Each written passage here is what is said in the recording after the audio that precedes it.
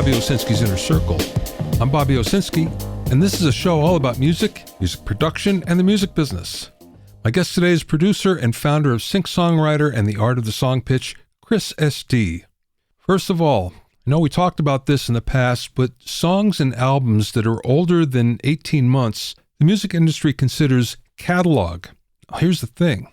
Consumption of catalog has gone up to about 74% of all streaming. Now consider that this was only 66% just a couple years ago. So it seems that people are not listening to as many current hits. But is that really true? It turns out that when Spotify and other streaming networks first came online, the people that stream music were mostly young listeners, and they're a lot more into discovery and new music. As older listeners began to adopt these streaming platforms, they tend to listen to music they know. So as a result, there are a lot more catalog plays. But there's more to this equation. Popular hits last a lot longer than they ever have, and there are some songs that are older than 18 months that become hits. Labels also push older catalog when a new song is released. So as a result, you have a lot more emphasis on these older songs. This is referred to as shallow catalog, and it refers to music that's old enough to be considered catalog, but it's still new enough to be a first-run pop hit. This is a trend that's going to keep going. There'll be more songs older than 18 months that will be hits, and those hits will stay popular for a lot longer.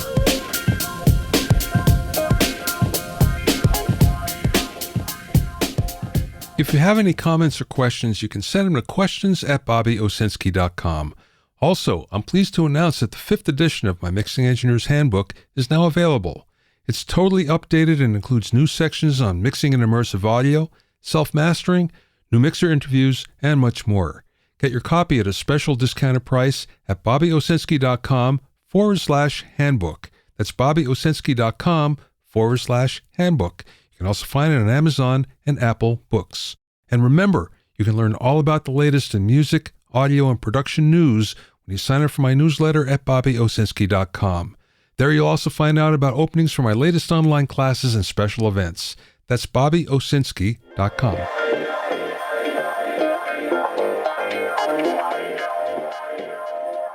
Now let's talk about audio formats because there's a lot of confusion about it. There are actually 3 categories of audio formats. There's lossy, lossless, and uncompressed. A lossy audio format makes audio files smaller, and that's what they're there for, to make these large files a lot smaller so they're easier to distribute and also takes up less space on a hard drive. The problem is that they throw away some audio information, and you may or may not hear the difference. For instance, with acoustic music, you're going to hear that there's a lack of presence that's usually there, but maybe for speed metal, you won't notice it at all. The most famous lossy format is MP3, although it's not used that much anymore except for podcasts. Another one is Apple AAC, which stands for Advanced Audio Coding, and this is used by iTunes, Apple Music, Nintendo, and even Sony PlayStation, and it sounds a lot better. Another one that not many people are aware of is called Ogg Vorbis, and this is the default audio format for Spotify and a lot of streaming platforms. This sounds better than MP3 at about the same bit rate. But lossless audio formats are taking over because they make the file size smaller without any loss in quality. FLAC, or Free Lossless Audio Codec, is one of the big ones, and the best part is this has a resolution that can go up to 96K. ALAC is another one, and this is Apple Lossless Audio Codec, and as you might expect, it's used on Apple devices. What you're probably going to see on your digital audio workstation, though, is an uncompressed file, and this could be either a WAV or AIFF. In the PC world, it's a WAV file. In the Mac world, it's AIFF. These are uncompressed, they sound the best, but they also take up the most file space. Now, it turns out that lossy formats are just not that important these days because the bandwidth is much higher and disk space is very inexpensive. So we're going to consume a lot more lossless and uncompressed audio online, and that means the quality of the audio is going to get better and better.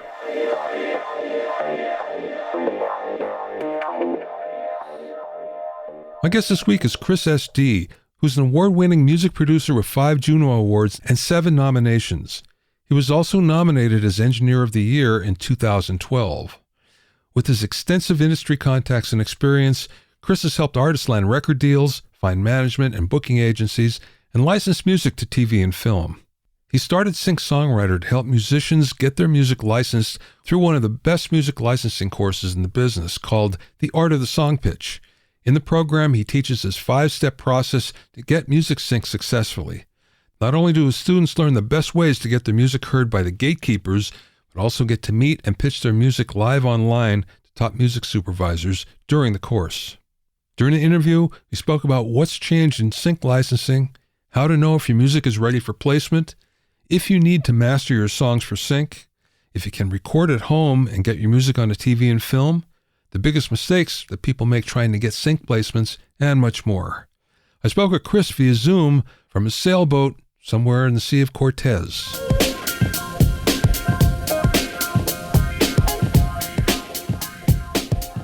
What's the latest in the world of sync licensing?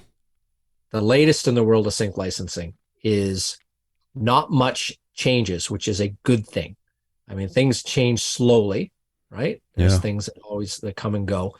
But in terms of the fundamentals, in terms of what you can do and what you can have going for you, I mean, it's something totally dependable, which is amazing. It doesn't just change like cryptocurrency or something, It's been the same since TV started. So is there like an influx of new supervisors because of all the new shows that are starting? Oh yeah, absolutely. So, I mean, there are an incredible number of opportunities out there. I mean, you remember like back, I'm sure, when it was like 12 channels, and that's what you got. And then it was like cable, like was it going bigger, and you had like 20 and then 40 and then it's in the hundreds, and then online. And then, I mean, there's so much content, so much stuff, movies going straight to streaming, all constantly. And streaming services making movies. I mean, it's really, the volume of opportunities are amazing. So the number of music supervisors has, of course, increased dramatically as well. But that being said, it's like the democratization of anything. You have to make sure that you're aiming for the quality, because it's like everybody can put their song on SoundCloud, but if you go through SoundCloud, not everybody's kind of ready, to do what they're trying to do with their music. And it's just the way it goes.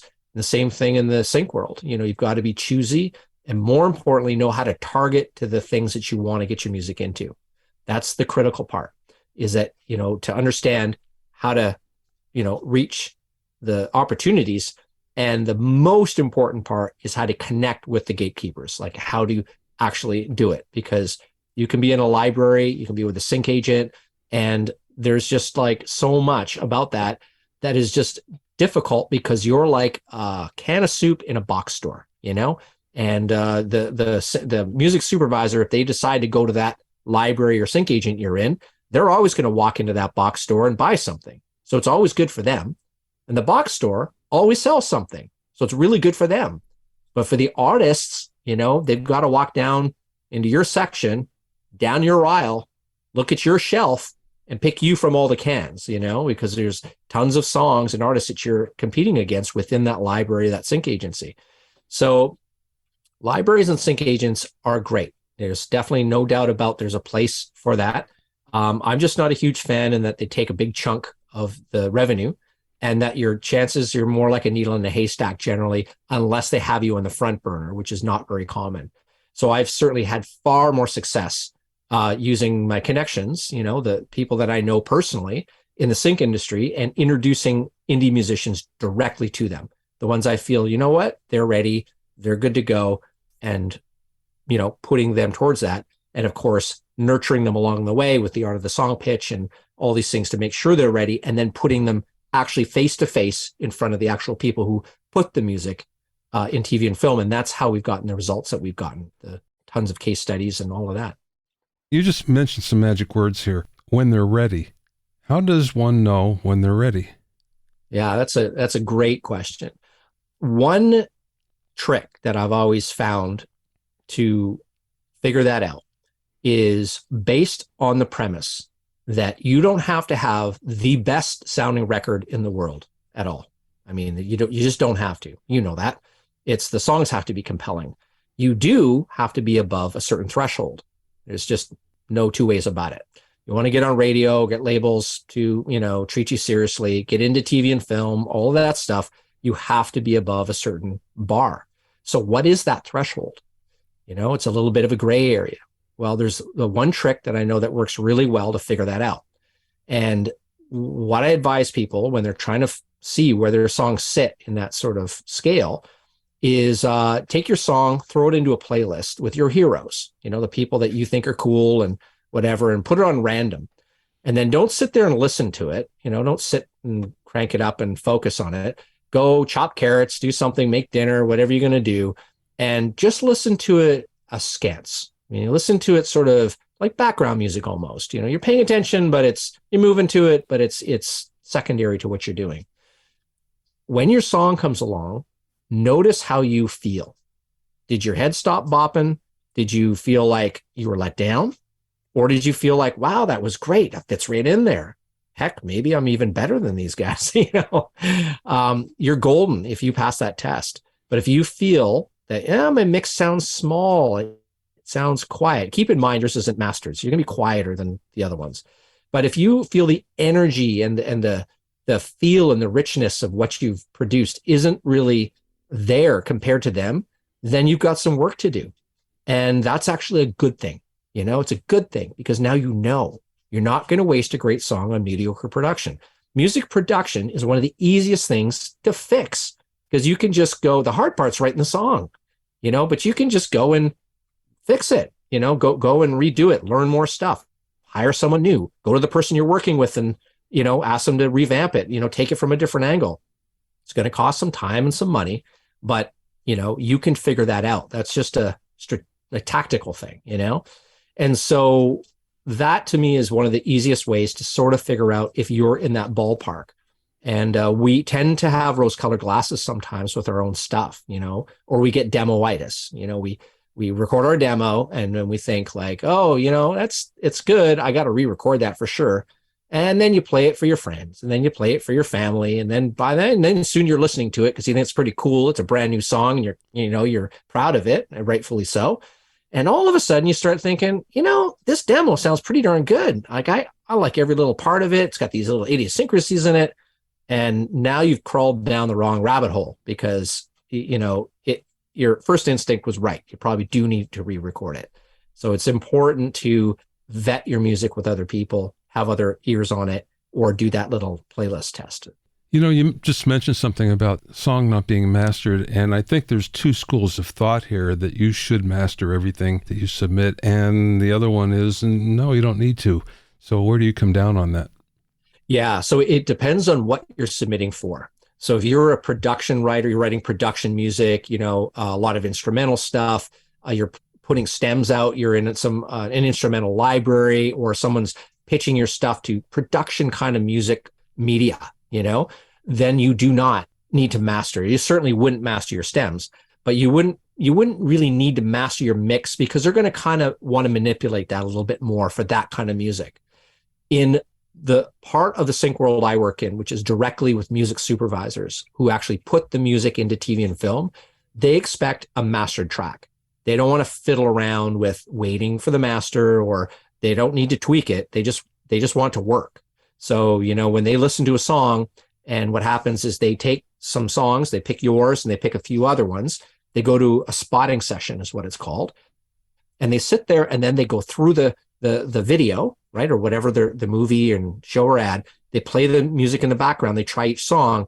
When yours is in there, they're listening to it as if it's the final rendition. I mean, they want to just see what it does to the music. And if it's good, they want to be able to call you up and say, hey, I want to license it, send you a big sync check payment, and you get back end royalties, of course, and then your song's in the big time.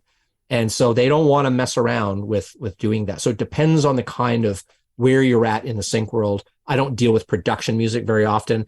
I deal with songwriters, composers, and artists, and directly to music supervisors. I have a friend who's fairly successful in writing for television. He has over 20,000 cues. And last time I talked to him, he was on 150 some series all over the world. And he claims that one of the reasons why is he really makes his stuff loud. And he says, I want it to jump out so a music supervisor really hears it and jumps out above all else. And yet I've heard from other people saying, experienced people saying, no, that doesn't work. But it does for him. So what do you think? Yeah, I think it really comes down to the kind of music that is being produced and the kind of opportunities and music supervisors that you're approaching. So if you're going after the kind of opportunities, or your music is dynamic, it's got space in it, maybe a lower, slower tempo, sometimes faster, but it's a little more dynamic, then they're the kind of people who are looking for that kind of music are less interested in how loud it is. They're not even listening for that. They're listening for what it is, the art, and how it's going to carry the visual. People who are looking quickly for production music, pop songs, catchy hooks, maybe ads and stuff like that, they're running through a bunch of songs quickly, then louder is proven that it sounds better. The trick is not blowing it, not mangling it to try to get it louder. And therefore, your advantage goes away. It becomes a disadvantage. So there is truth on both sides, but certainly the kind of music and the kind of approach he takes would suit what he's doing. Well, he was an engineer before he actually pivoted into this. So his good ears and good technique, less likely to mangle something than most people are, especially now with the powerful tools that we have, that it's easier to get into trouble than it is to help what you're doing. Oh, yeah, definitely. I mean, the more choices you have, and, that's one thing I advise people who record at home. I get that question, can I record at home and get my music into TV and film? And the answer is, well, certainly you can absolutely do that. Don't know if you've heard of Billie Eilish before, it's like, so they record in their bedroom, and that's amazing. Now that's of course a exceptional example, but the thing is, when you're recording at home, I think the biggest challenge is not blowing great songs to mediocre recordings, right? Which I've said before. And the trick is don't be afraid to hire the people who are better, and learn as you go, get better as you go, and you'll learn from them, and they'll also take your music into a place that you wouldn't have thought of, or that you're incapable of doing. And that is fine. That's Steve Jobs' whole approach. He was started at Apple, and he said, I just collected the best people around me I could, people who were better than me, who all were amazing, top of their game, and they're largely self-managed. And my job as a leader was to reiterate the vision. There's nothing wrong with being the chef in the kitchen and have all the sous chefs who are great, making the sauces. So why do you want to make the sauce? You're the one tasting the sauce and telling them how to change it. You're the mastermind. So there's nothing wrong with that. Everybody wants to get into sync licensing. And the reason why, it's one of the proven paths to actually making money in today's music business. And the thing about it is, you're not limited to age, for instance, so you don't really age out of it, which is a good thing, but there is lots of competition. So how would you address that? Yeah, that's a great question. So a story that I use a lot that I think is appropriate is that people say, what are my odds of going to Mars? That's the new thing, right? The frontier. What are my odds, right? So there's I don't even know what we're at now. It's like 8 billion people or something on the planet, or almost there, if not there. And your chances then, if you were a farmer in Nebraska, are about 1 in, say, 8 billion. And so, okay, not a good shot. But what about if you're an astronaut trained by NASA and you got a science degree? What are your odds now? Very, very, very different. And that is the whole reason Sync Songwriter exists. The whole reason I dedicate all the time I do to this is because if you know the right people, if you can get your music in front of the people who make it happen, your odds are ridiculously higher than somebody who put their record out on SoundCloud. It's just the way it goes. It is a little bit about who you know. And that is kind of what I've always tried to do, was why I developed all those relationships in the sync industry, was to be able to bring independent music that my music supervisor friends couldn't have heard before. Like, they would never have heard that song, but it comes through me because it's recommended, or it came through my community or my course. And I can say, this is quality. I've educated them as much as they need to know. They're talented. They know what they're doing. Check this music out. People do not get that kind of chance. And I'm not talking about like a music supervisor, because as we said earlier, there's tons of music supervisors. There's ones for reality TV and student films and stuff. No, we need to talk about the top ones, the very top ones. And those are the ones that I like to sort of deal with, the kind of sync placements, $20,000, $30,000. Those are some big ones that I've gotten for independent musicians. And that is completely doable if you know the right people, right? Your music, if you connect with the right people in TV and film, that's how these things can happen. Is it true that music supervisors sort of feel like they're A&R people and they like to find new music? Yeah, so that's something that is not very well known, is that music supervisors are often ex-musicians themselves, or they still play in a band, or they have friends who are musicians, or they came up loving music. They actually, not all of them for sure, but a huge number of them, and pretty much every single one I know, loves independent music. They love supporting it. They love the story of finding someone. Like, a music supervisor I know told this great story where she heard this song and tried to find the band and couldn't find them, and they're out in the middle of like Idaho or something. And she actually went to Idaho, to watch them live. And she synced them a ton of times because she thought they were amazing. And it was just because she just loved their music and loved discovering it. And another music supervisor said to me before, they said, Chris, it's so much fun and so great working with the artists that you bring us, because I get tired of going to the faceless music libraries, is what they called it, where it's just like, okay, another song, it's like they actually get to see an artist and get to know who they are and hear their story. And it feels great to be able to take that indie artist and lift them up. And when you get your music in a spot that is, you can end up in the charts. You get millions of eyes and ears on you. You get people Shazamming your song. You get this massive bump in a fan base. It really is such a powerful thing to ride on the coattails of all this production and promotion that Hollywood has done, or TV studios, and you're just jumping on the train, and you're along for the ride. So the trick is being able to get on the train. And that's kind of where I come in. Yeah, look at Kate Bush. Yeah, she got a whole second life because of her placement. Oh yeah, yeah. And going way back, Moby, one of the first ones. He was a nobody, and I actually know the music supervisor who broke him in LA. And he took the music around, took him around to all these places and said, this is how we're going to do it. We're going to do it through music licensing. And Moby's like, I don't want it, my music. It's not cool to be in ads. It's not cool to be in TV. When it wasn't, people thought it was selling out.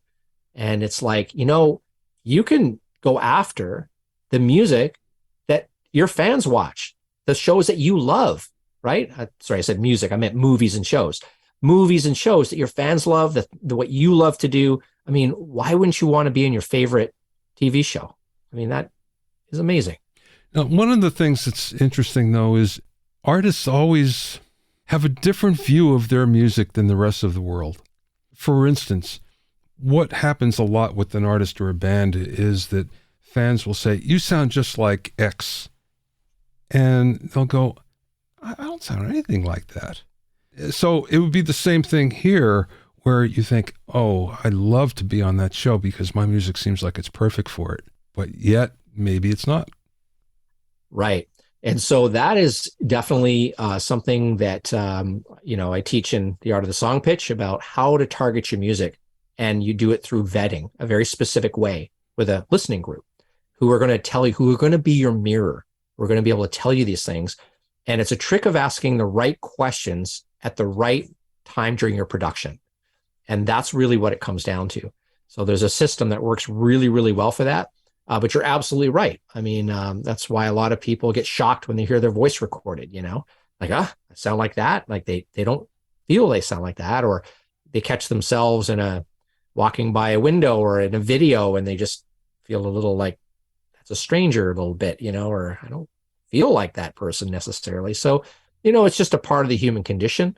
But the more we, get cool with it and figure it out, and use other people to help inform us, but there's a way to do it without getting disparate answers. You need very concrete direction so that once you know where you're going with it, then it's a piece of cake.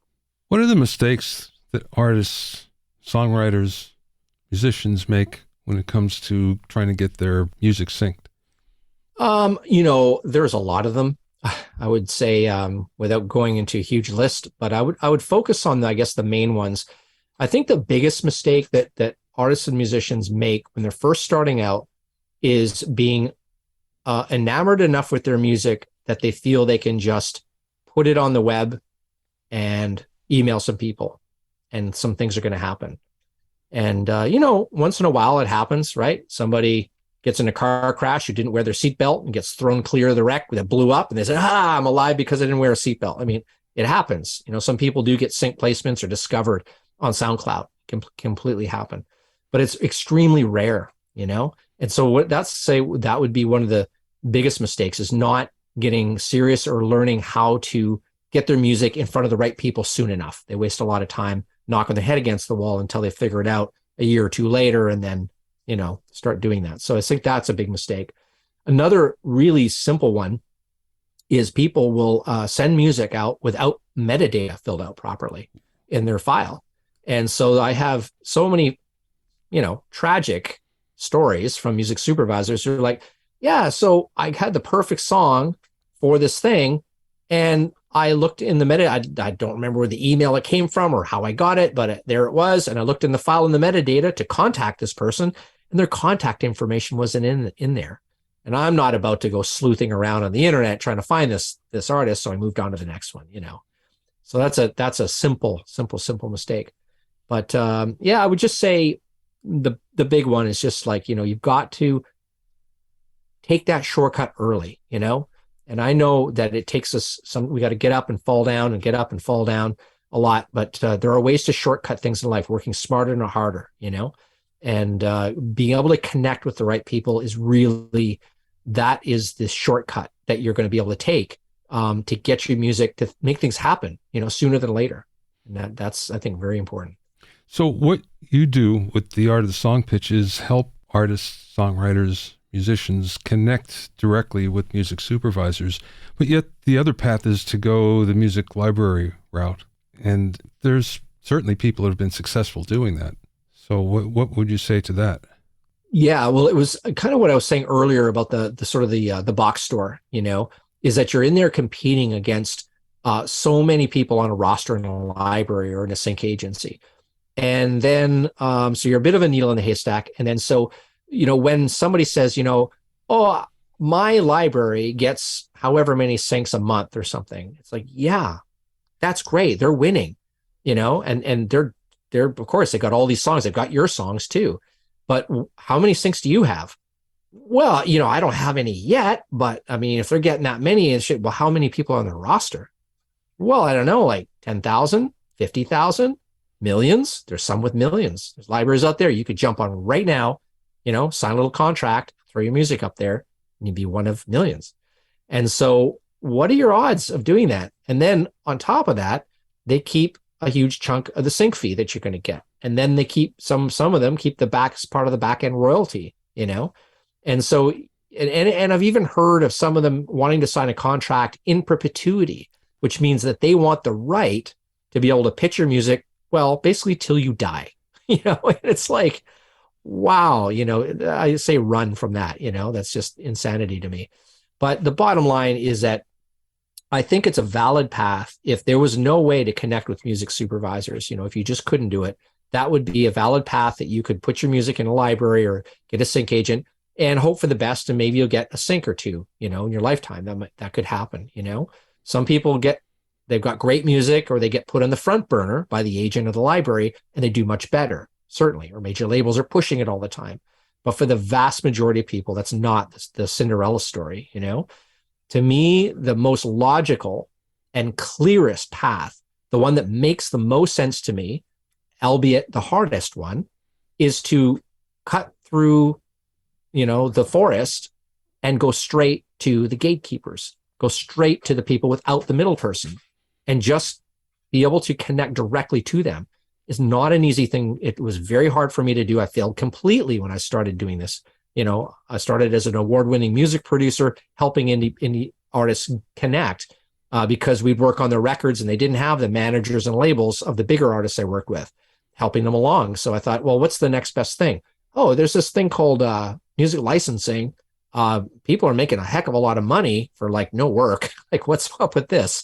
And so I thought, you know, I'm a somebody in the music industry. Well, that didn't hold any water in the TV film industry. I didn't get return calls, got no emails back, nothing, you know, crickets. And it just took me time, you know, it took me a lot of time to develop the relationships and figure it out and start hanging out with them and say, well, what do you need? And how do you need it? And what do I do? And, you know, fast forward to today, I just know a ton of people in the film and TV industry, and they love the music that I bring them. And so that it took a lot of work. And really, this again is like a shortcut, you know, for artists out there to be able to just like, hey, I can just jump on this train, you know, and just like that, right? That's really what, you know, what Sing-Songwriter is. Well, let's talk more about Sing-Songwriter. So what is it exactly? Just to describe it. Sure. Yeah. I mean, Sing-Songwriter is really the idea that you can be an artist and make authentic music. That's one thing music supervisors constantly tell me is they want to hear authentic music. They don't want to hear people writing for sync. They want it to come from your heart, write for your fans, write for yourself, and you will hit the mark. And then find the opportunities where your music fits, right? Not the other way around. Don't chase something. Just very quick story. Went to a music conference when I first started a band, and Malcolm McLaren, a manager of the Sex Pistols, was a keynote speaker. We missed his keynote. He was coming out of the conference room, and my brother and I, my brother was in a band with me, were standing there, and I sort of stopped him. He was coming out with his entourage, and I said, "Excuse me, Malcolm, do you have any advice for like a band starting out?" And he kind of looked us up and down, and he grabbed the tag off me or my brother, I don't remember, and he threw it on the floor. And he says, "Don't come to them. Go home, write great music, and make them come to you." And I thought, that is excellent advice. And that is exactly what Sing-Songwriter is all about, is taking independent musicians and saying, stick to what you write, stick to the things you do, that you do well, that come from your heart. And here's how you take that and find the opportunities for your music. And of course, we walk them through it in the art of the song pitch and do all that.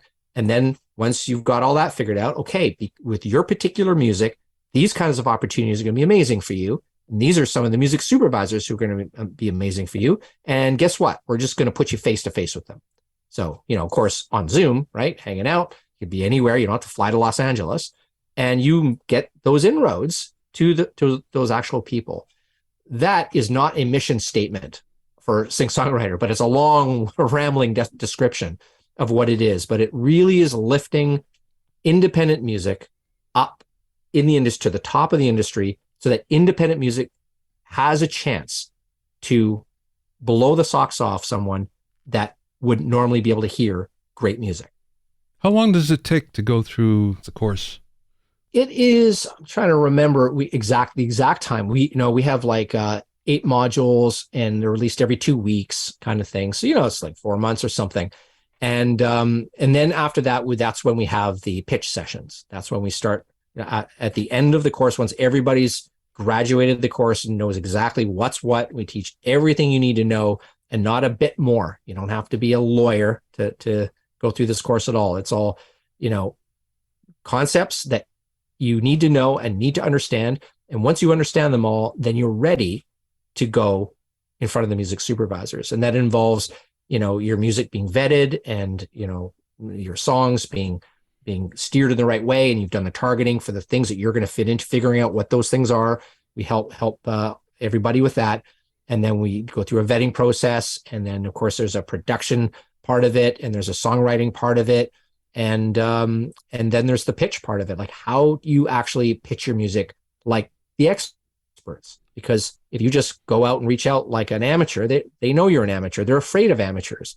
There's been too many nightmare stories of somebody coming out and say, yeah, here's my song. And then they make some silly mistake, like forget about the publishing deal that they have, or, the bass player suddenly decided that they wrote part of the song now that it's going to be in a big movie, And so they steer clear, and they tend to focus on the, agents and libraries and so on, or people like myself who they have relationships with, and the musicians who come up through the Art of the Song pitch. They understand that they've been through that. You want to be up there with the libraries and sync agents at that level, because that is how you don't have to belong to a library and be lost in the library. You can stand shoulder to shoulder with them and be pitching your music because you're an expert like they are. And that's really what it is, plus the contacts that I give them. Last question, Chris. What's the best piece of advice that you would give to someone that's trying to get into sync licensing? Right. So the first thing that has to happen is your music has to be compelling. That does not mean that you have to be a professional musician, that you have to have even a record out, but you have to be able to write music. I've had people come to me. I run an online studio, and I've had people come to me with a smartphone recording, and we've produced it at our studio, and then got a bunch of syncs with it. I've got case studies, right, that are like that. So you don't have to have a great sounding record. You don't have to be a great singer. You can either hire a session singer, or through the production module, I've got all this education in how to do that. And well, heck, they're in your community. They're going to know how to record. Yeah. Especially, I love your vocal recording course that you have put out sometimes. It's awesome.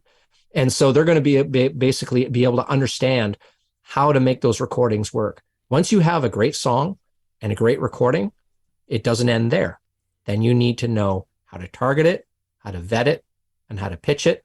And finally, have someone introduce you to the right people, because it's going to take you a long, long time to be able to get there. So that's what I do, is put people in front of the right people to make things happen so that independent music can really shine, Did we hit everything that you wanted to talk about? I, just wanted to thank you, Bobby, for having me on here. I love your show is, of course, and I hold it in the highest regard. It's very popular. People constantly talk about it. You're a icon in the industry, and I'm, proud to be working with you sometimes and be your friend and everything. So I appreciate you having me on. And I just want to, I guess, leave it at, if someone's listening right now and they're thinking, it seems like such a mountain to climb, like such a river to cross to get their music into TV and film. Remember that there is a roadmap. There's a system, there's a blueprint, there's a way to get there. They just have to follow the steps. And that's what the Art of the Song pitch is. They just have to follow the steps and let me take them by the hand, walk them through it, and then help them with their music, put them in front of the right people, and the rest can be history.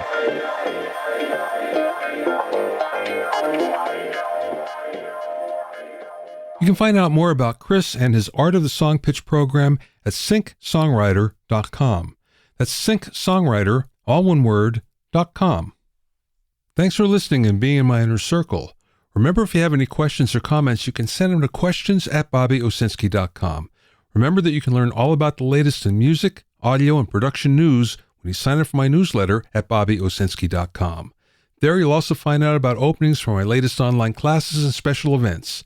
That's bobbyowsinski.com. To listen to the episodes of Bobby Owsinski's Inner Circle, go to bobbyowsinski.com and select the podcast tab, or go to bobbyoinnercircle.com, or you can find it on Apple Podcasts, Amazon Music, Stitcher, Mixcloud, Google Podcasts, Spotify, Deezer, TuneIn Radio, Radio Public, and Podbean. At bobbyowsinski.com and bobbyoinnercircle.com, you'll also find a sign-up form for my newsletter and for alerts for new podcasts. This is Bobby Owsinski. I will see you next time.